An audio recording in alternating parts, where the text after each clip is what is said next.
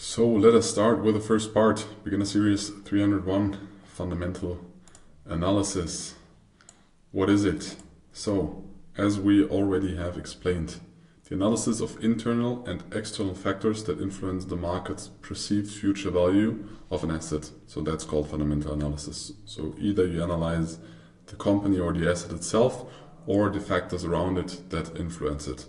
But it does not really have to do with historic price or volume. It's just the fundamental data, the sales, the inventories, the production, the politics, the society, all of this stuff, the central bank policy. This is called fundamental analysis. It can be done in a lot of different ways.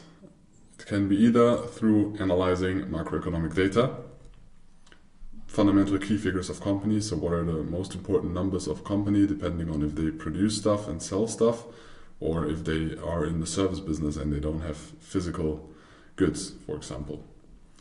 International conflicts and wars, weather or natural disasters, very important for resources or general growth, for example for grains or orange juice.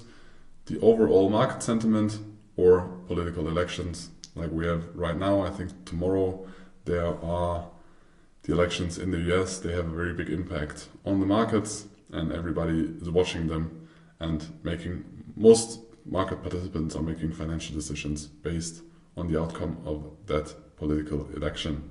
So those are the main or biggest parts you can analyze in fundamental or in fundamentals.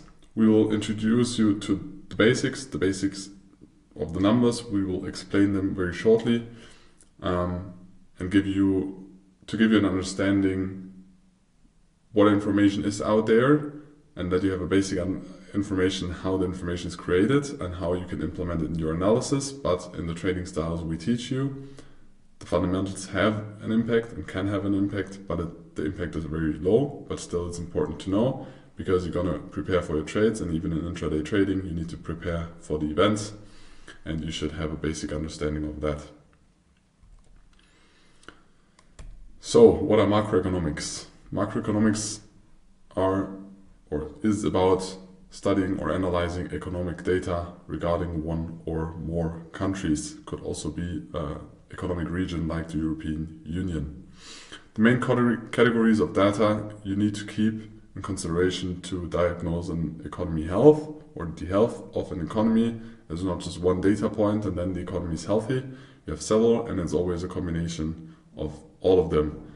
But one of the most important ones is gross domestic product, although this data is kind of delayed.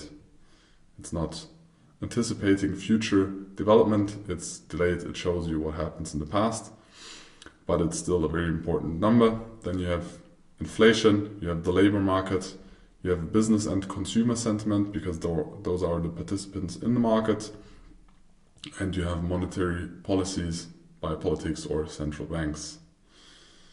Now we will dive, because money plays a very crucial role, into the next chapter, a brief history about money.